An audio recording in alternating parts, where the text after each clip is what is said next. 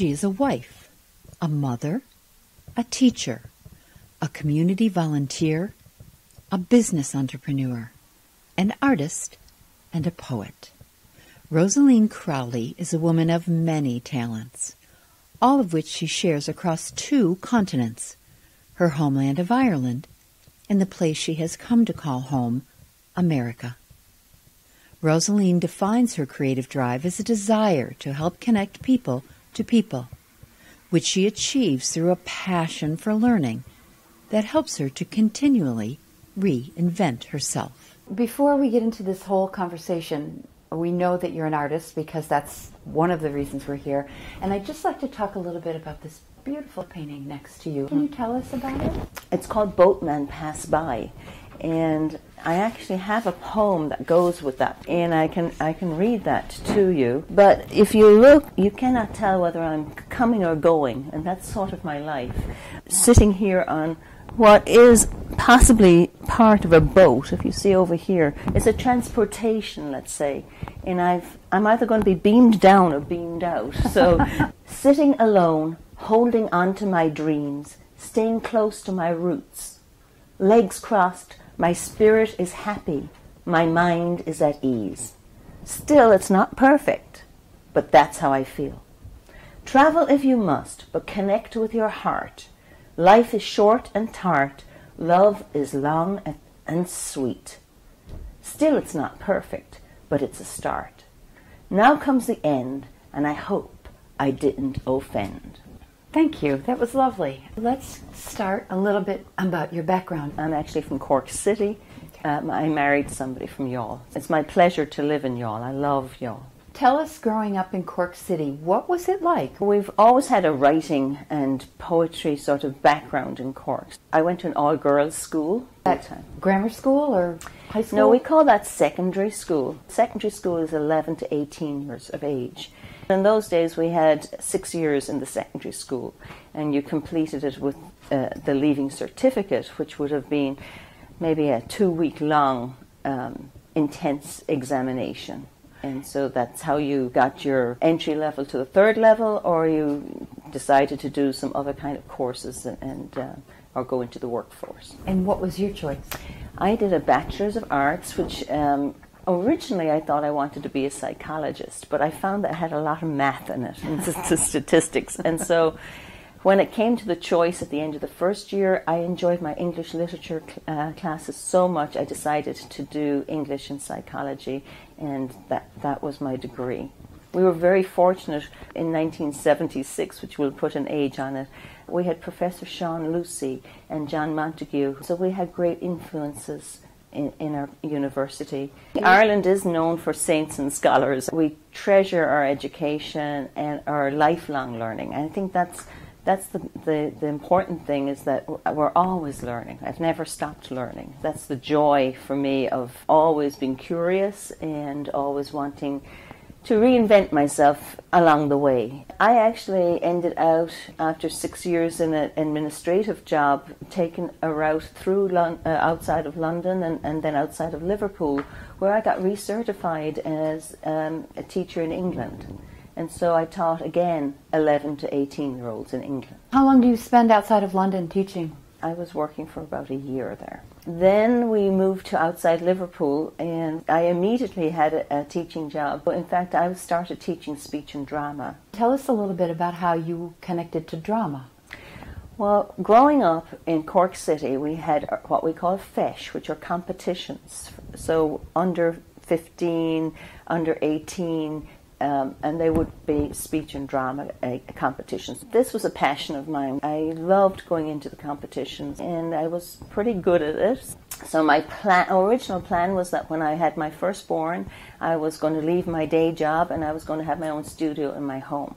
But the move to the south of England changed that plan. When you say a studio, do you mean an acting studio? An acting studio was the original, yes. Okay. And years later, I actually have done that in my home in the States.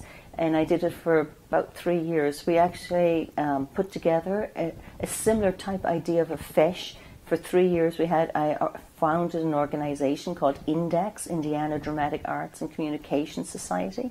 We were hosted by WFYI, which is the broadcasting public radio in Indianapolis. We offered, opportunity for age 4 through adult to enter into poetry competition, drama.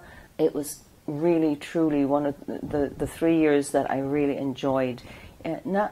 Giving back to the community, and also seeing people that may never have entered into a competition get the joy that I had as I was growing up. So it kind of came full circle for me. Each time we moved, it was supposedly for 2 years, and then after 18 months, the corporation that my husband worked for would say, what would you think of going here? After Liverpool, they said, would you like to go to the States for 2 years?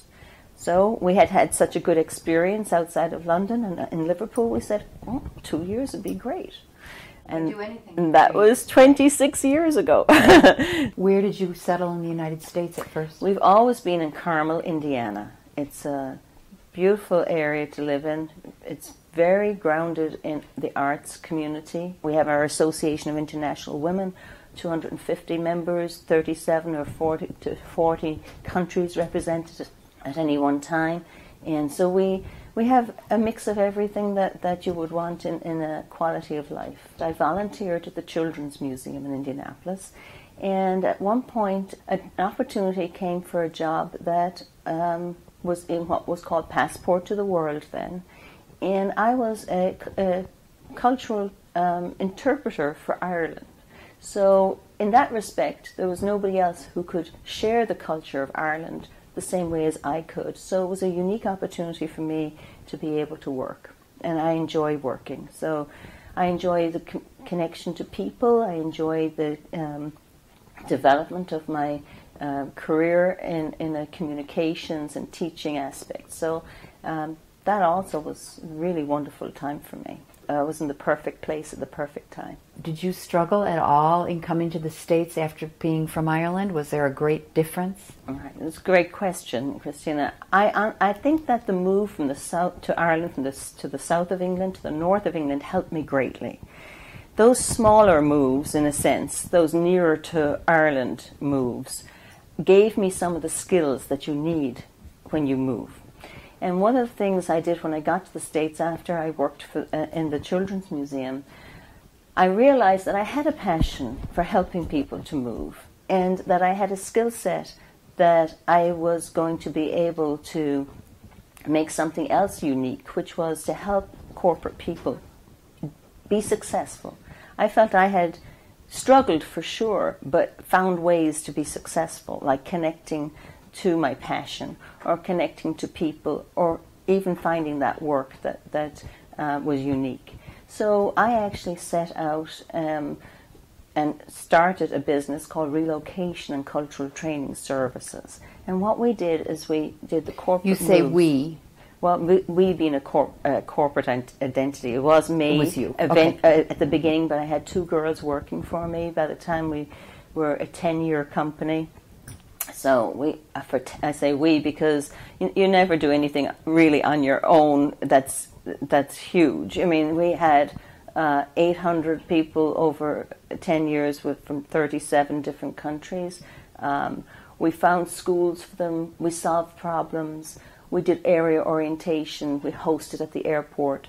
At times we had corporate programs where when somebody was coming in, we would have food in the apartment so that they wouldn't have to go shopping that very first day. We had repatriation programs. We just had a myriad of services, that anything that would help a person to make that transition easier. And that is also a passion of mine, and I continue that in a voluntary capacity with our Association of International Women. As a social group, we're always open and welcoming to people who are new to the community, or Americans possibly who've lived abroad and then come back and find that challenge to re-enter, repatriate. So that idea of connecting people to people is just something that I enjoy doing.